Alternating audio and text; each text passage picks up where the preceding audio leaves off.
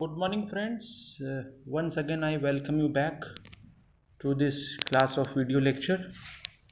And for last couple of many months, we have been organizing these e-classes just to meet out the requirement of the students in the present times.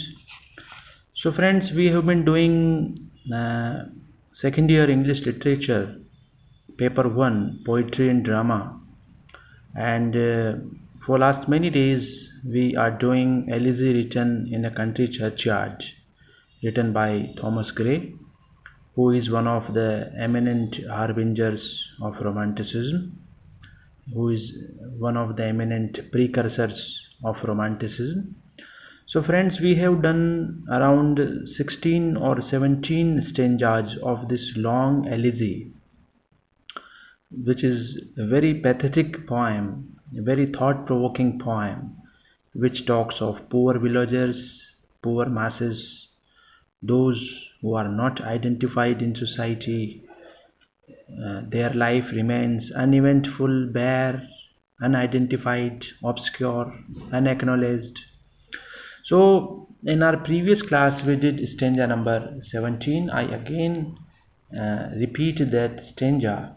Their lot forbade, nor circumscribed alone their growing virtues, but their crimes confined, forbade to wade through slaughter to a throne, and shut the gates of mercy on mankind. We did this stanza in our previous class. So I again give you a sort of paraphrasing of this poem, of this stanza. Their humble lot, though it allowed no opportunity for the development of their noble qualities, did nevertheless save them from many a wicked deed of which they would otherwise have been guilty. It likewise saved them from committing bloodshed, such as it, it sometimes resorted to an ambition man to usurp a kingdom. It saved them also from becoming merciless tyrants. So today I come to this stanza, the struggling pangs of conscious truth to hide, to quench the blushes of ingenious sham, or heap the shrine of luxury and pride with incense kindled at the muse's flame. Their lot forbade them to hide the struggling pangs of conscious truth of honesty, as also from becoming courtly and venal poets. They never tried wilfully to misrepresent truth by stifling free inquiry, and the evidence of truth. They never attempted to suppress the blush that is caused by the natural feeling of shame. They never addressed flattering poems to the rich and great in the hope of being rewarded by them. So the friends, the poet simply wants to say that they led a very simple and innocent life. They never get engaged in flattery. They never get engaged in all pomp and show, in all power game, in all political game, which requires all wickedness of the world, the crookedness of the world. So let's do stanza number 19. Far from the madding crowd's ignoble strife, their sober wishes never learned to stroll along the cool sequestered vale of life. They kept the noiseless tenor of their way. So, friends, the very first line becomes the title of one of the famous plays of Thomas Hardy's novel, Far from the Madding Crowd.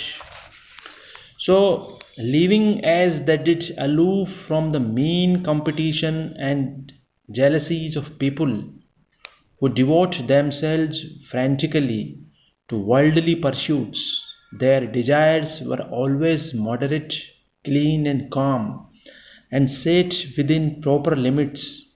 They led a quiet, retired, humble life to the end of their allotted span of life. Yes, they led a quiet, retired, humble life.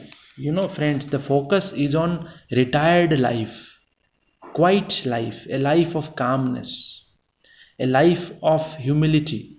They had a humble life which they led till the end of their allotted span. They never got engaged in all worldly show. Right? Now, stanza 20 says, yet even these bonds from insult to protect, some frail memorial still erected night, with uncount rhymes and shapeless sculptures decked, implodes the passing tribute of sigh. Yes, though they have no stately tombs, there, as the poet says at the very outset of the poem, these graves have no tombs, have no tombstones, have no great inscriptions over them. So they have no stately tombs, and though their lives were mostly obscure, this is also one of the features related to these villagers. Neither the graves have tombs and tombstones, neither their lives were a life of events and incidents. So their lives were mostly obscure.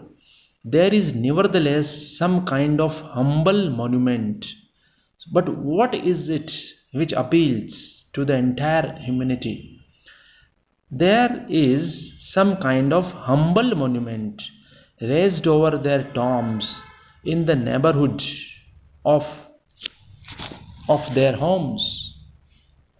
Though made of perishable material and bearing only a rude inscription and a simple effigy, such a monument is intended to evoke a brief feeling of sympathy from the passerby. So, they, the graves do not have that magnificent tombs and tombstones. There are a little, tombs made by one of their nearer and dearer ones, which is enough to evoke sympathy in the heart of a passerby. So let us do stanza 20, 21. Their name, their years spelt by the unlettered muse, the place of fame and elegy supply, and many a holy text around sisters that teach the rustic moralist to die. Yes. Instead of elaborate epitaphs, such as are engraved on the tombs of the great, the tombs of these poor peasants have only a simple inscription. There are inscriptions, of course, but they are not written by renowned poets, renowned prophets, acknowledged men of letters. They are written by simple men, and that poetry does not have all pomp and show, does not contain all that versification. That spell of rhyme and poetry couldn't be found in these uh, epitaphs. So instead of elaborate epitaphs, they are not well elaborated. Simply they are written in a very simple way, such as are engraved only the tombs of the great. The tombs of these poor peasants have only simple inscription, giving their names and their ages. The tombstones does not have that well elaborated life sketch which is found on the graves of rich. Simple inscription giving their names and their ages at the time of death. Simply their names are written, and the day of their death is written, with a number of passages from the Bible rudely engraved all about the monument. The inscription is obviously composed by some uneducated versifier, for several words are incorrectly spelled. Yes, they are not written. The poet time and again comes to write about the existing division which is present in society.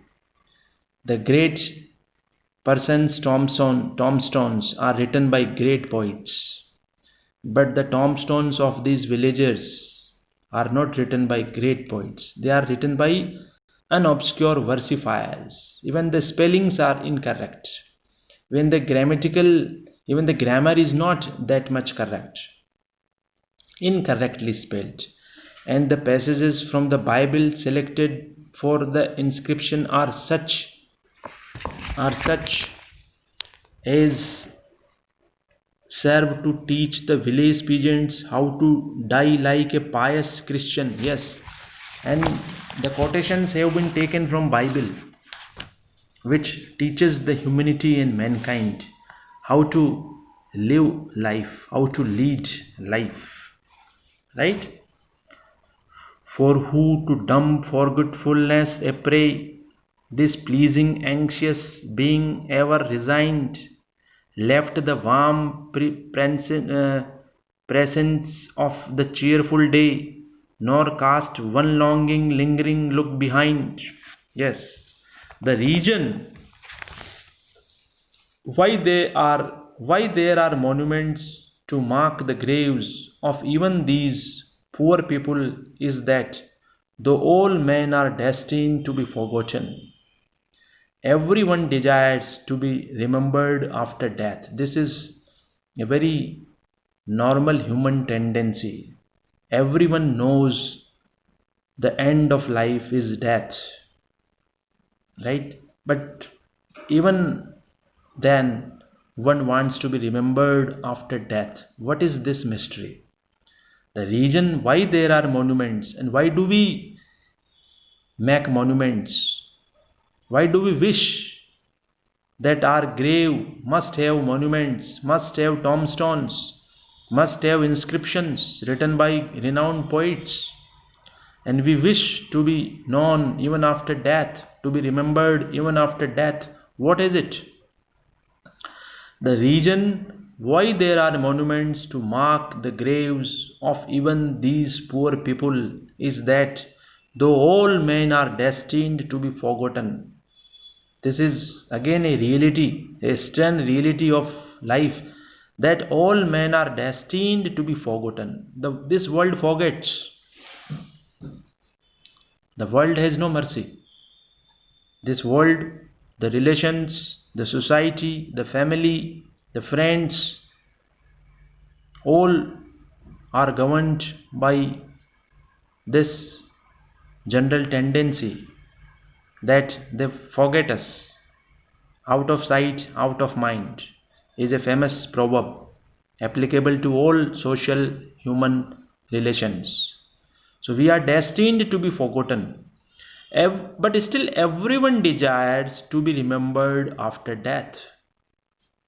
No one departs from life, its joys and cares without a wistful, fond gaze on objects of love he is leaving after him. Yes. So the poet has been a sort of philosopher, has been a sort of prophet, thinker at the same time. And he writes on many things. He writes on the reality of life. He writes on relations. He does not always talk of divisions made on the basis of economic structure. But as we move on in this poem, we find another aspects of the poet, that he talks like a philosopher. He talks on life. He talks on death. He talks on such things which remain here, that we know that one day we shall die. But still, even after death we want to be remembered. We also know this fact that the world will forget us, but still we wish that this world shouldn't forget us, and we wish to be always remembered in the memory of this world.